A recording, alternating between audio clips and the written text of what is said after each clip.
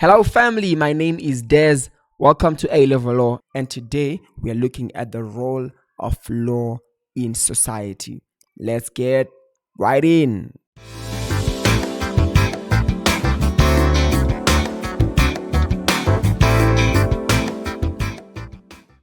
Okay, welcome back. We're looking at the role of law in society. So, when we're talking about the role of law in society, we're really asking, why do we need the law at all? Right? What is its role in society? Why do we need it? At its core, law exists to regulate human behavior. And by regulate human behavior, what I mean is to control and to guide how people act towards each other and in society.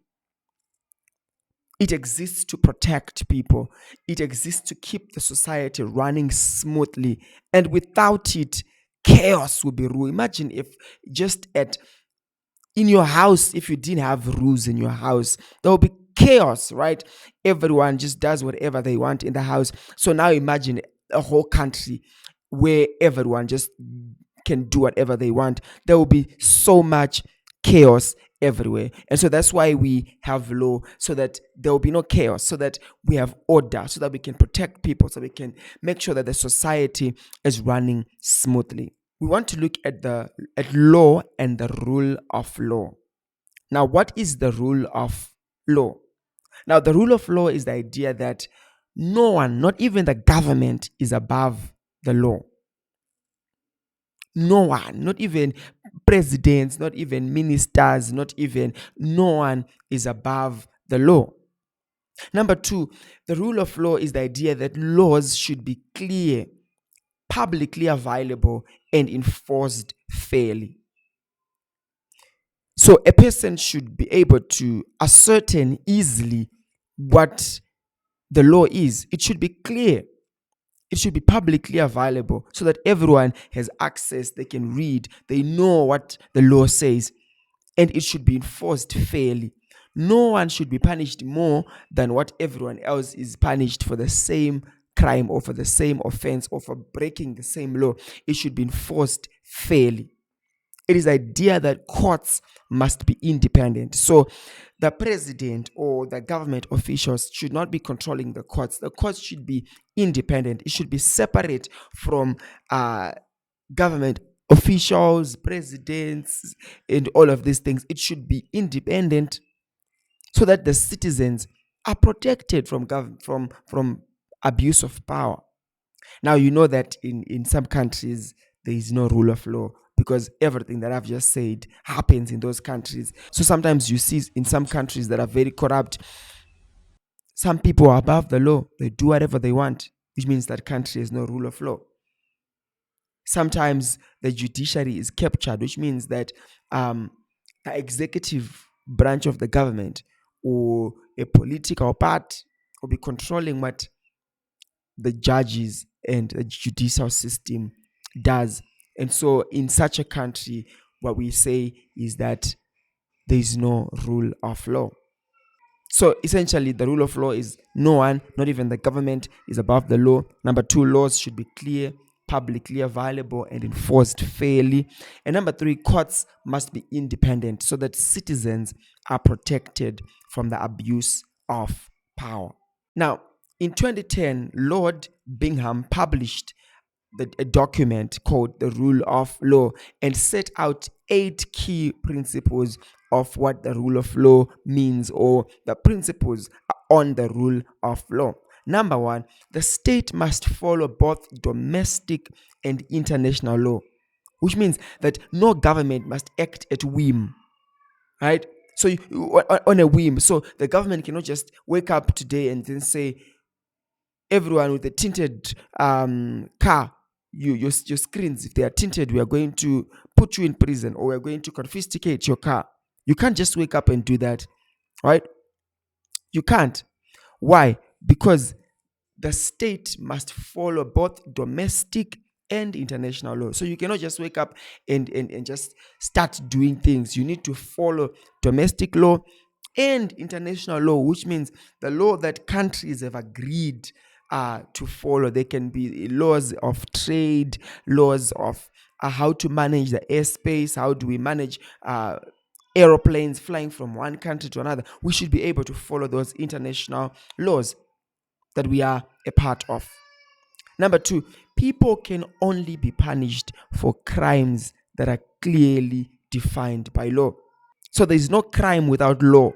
So you cannot just say what you did is a crime when there is no law that says it is a crime, or when there is no law that says it is an offense. So people can only be punished for crimes that are clearly defined by law. Number three, rights violations must be judged by law, not personal discretion. Which means that if someone's rights are violated, the judge should not use their own thinking and discretion and ideas or their own reasoning to judge. They should use the law and say, if you've done this, it means that you have violated someone's rights. So it doesn't matter how I feel as a judge. If you have done this, you have violated someone's rights, and you have to be punished accordingly, according to the law.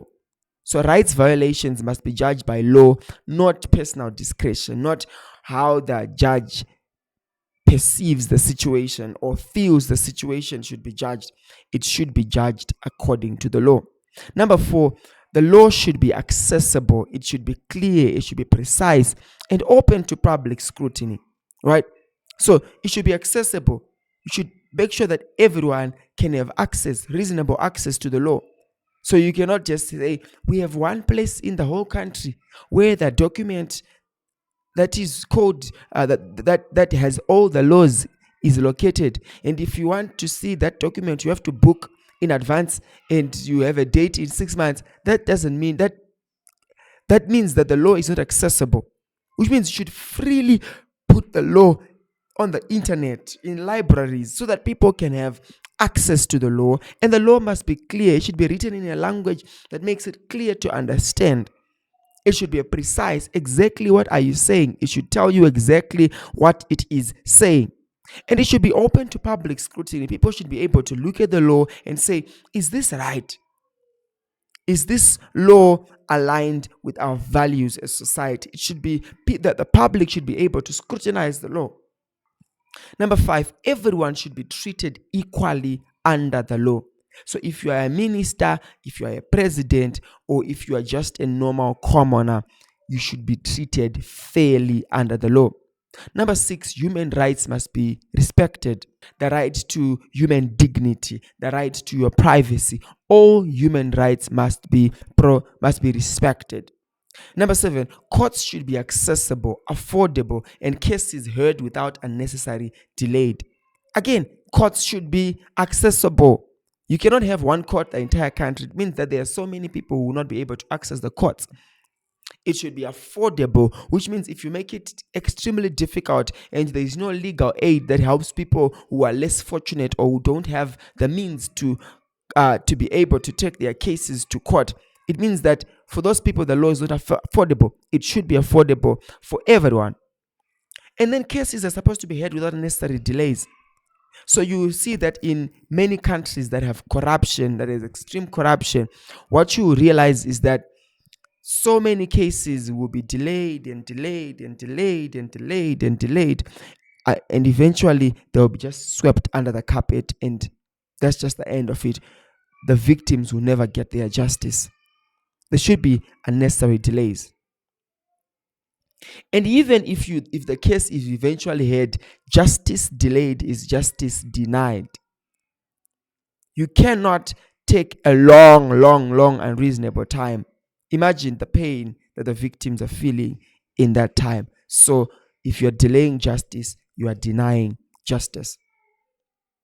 Number 8, disputes should be resolvable without excessive cost or delays if parties cannot resolve them themselves. So the disputes should be able to be resolved without excessive costs or delays if the parties cannot resolve them themselves. We should have mechanisms for people. If they cannot afford the courts, what do we do with them? Are there other alternate dispute resolution platforms? Do we have tribunals?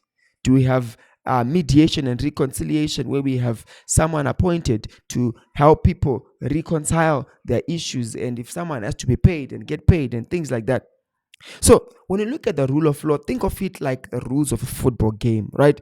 Everyone knows them, they are applied equally, and referees, which are the courts, enforce them fairly. That is what a country with the rule of law should be like. We want to look at the main roles of law in society. So from these principles, we can see that we can see the practical roles of law. So number one, it is to protect people from harm. So criminal law punishes harmful acts like assault or theft. So it is there to protect people from harm. So if someone is stealing, is beating people, we put them inside the prison, we are punishing them. But beyond punishing them, we are taking them out of society so that we protect people from harm. So that we deter those would-be offenders, people who might want to do the same thing. We show them that we don't tolerate such. So by putting this one in prison, it becomes an example, and thus it protects the community and the society from people who would have wanted to do the same thing but now won't do it because they have seen the consequences of such actions. Number two, the law also controls dangerous things. So, unsafe machinery, pollution, and factory products. The law controls those things. An example of how it does that is it fines in fines for companies polluting rivers. So imagine if a company is polluting a river, we will fine them. If a person is driving recklessly, we will put criminal charges on them.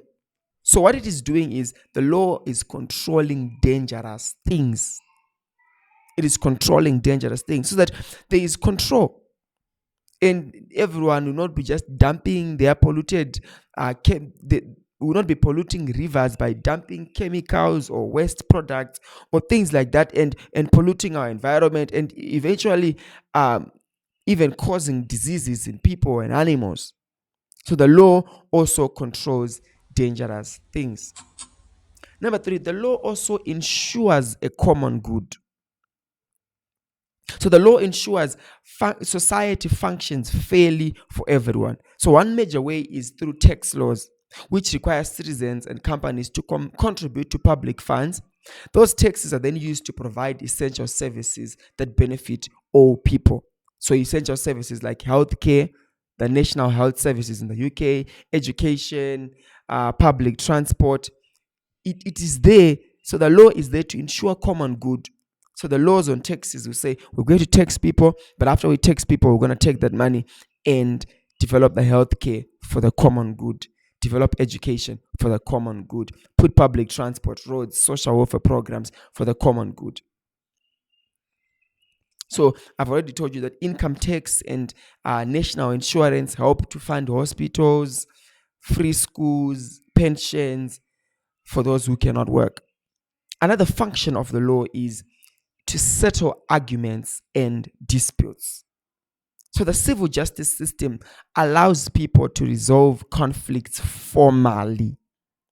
It allows you to go before a magistrate or a judge so that your case and your conflict can be resolved formally. For example, contract issues.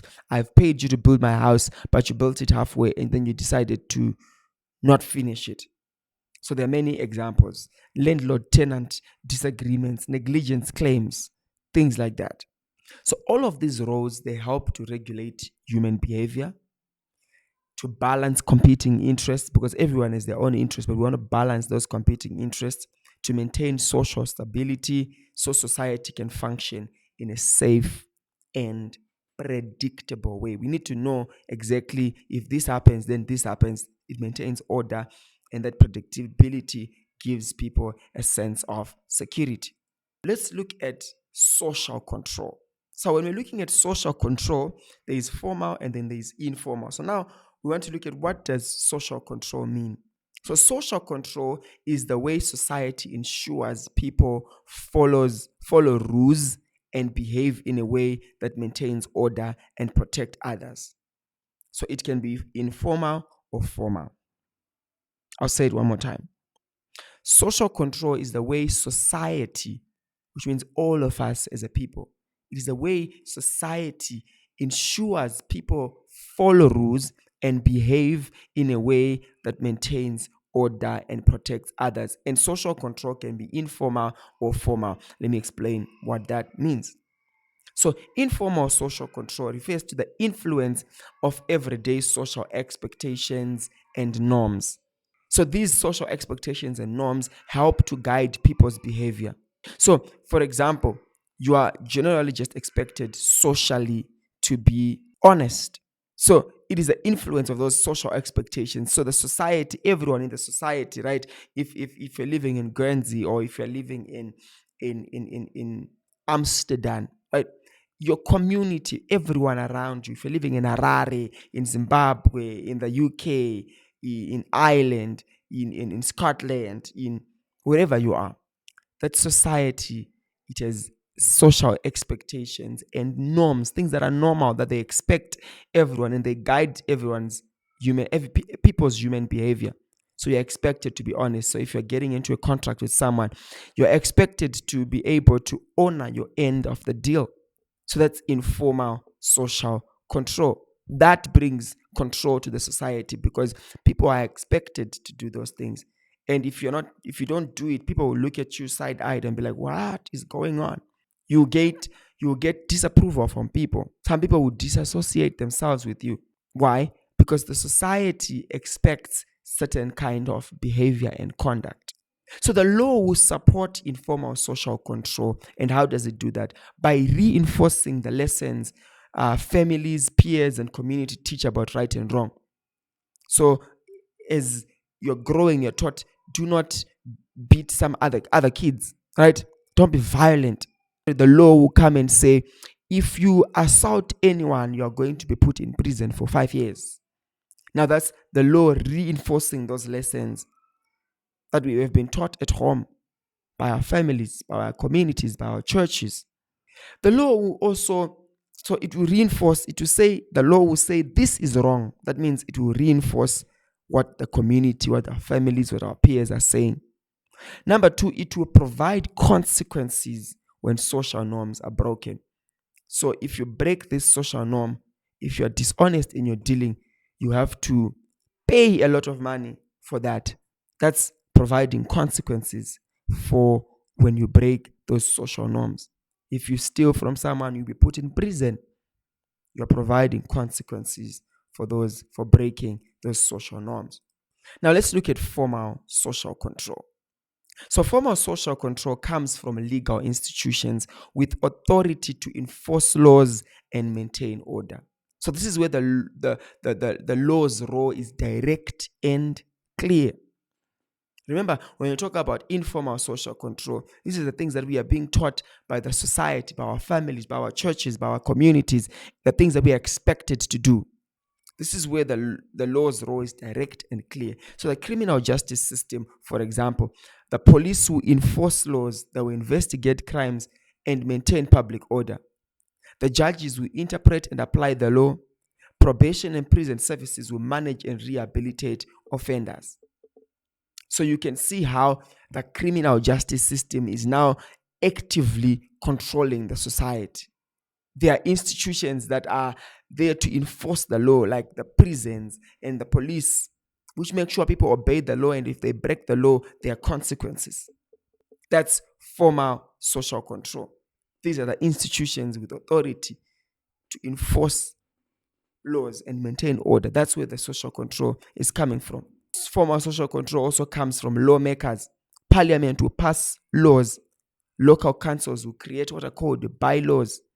We'll talk about this is called delegated legislation. We'll talk about it later. But you need to understand that these lawmakers will make laws, and that is formal social control. They are controlling the society. So formal social control, like I said, it comes from legal institutions with authority to enforce laws and maintain order, right? So we have the civil justice system, right? It is also a way of social control. So the civil justice system will resolve disputes through courts and tribunals, providing legal remedies when informal solutions fail. Informal solutions, I mean, when you have tried to talk with the other person, the other party on your own, but it doesn't work out. You go to the civil justice system, you go to the civil courts and say, this person owes me money, this person damaged my property, but we cannot agree maybe on the fair amount to pay me for the damage, or they are denying that they damaged it. Oh, can you hear our case? That's where the civil justice system comes in as a means of formal social control. So in short, law contributes to social control by supporting informal norms. So the law contributes to social control by supporting informal norms and providing consequences for unacceptable behavior and offering structured formal ways to resolve disputes. So this keeps the society orderly, predictable, and fair. So now, why does social control matter? Hey, if this is adding any value to you, I want you to do me a little favor. Hit that subscribe button, click that like button, and share. Yeah, I'm waiting for you to share and subscribe. Yeah, do it now. Thank you. Let's get back into the video. Okay, so why social control matters? Without social control, society risks anarchy. By anarchy, we mean complete disorder and breakdown of society. So the law protects the vulnerable, children, disabled people, people who are ill. So in short, law is not just about punishment. It's about creating a safe, fair, and organized society for everyone. Now let's look at the summary. Number one, the law regulates human behavior, which means it controls and guides our actions, protects people, and balances competing interests. Number two, the law ensures fairness, transparency, and accountability. Number three, the roles of law are to protect people, to ensure the common good, and to settle disputes. And the common good is achieved through tax laws, funding healthcare, education, infrastructure. When we fund those things, we are promoting the common good. Social control. Let's look at social control. Informal social control is reinforced norms from family, peers, community with legal support. Formal social control, we're looking at police, courts, lawmakers, probation, and prison services. The law protects the vulnerable and prevents anarchy and keeps society functioning. So if you have watched up until this time, it means you're very, very serious with your studies. So this is the next video that you should watch. Okay, until then, peace.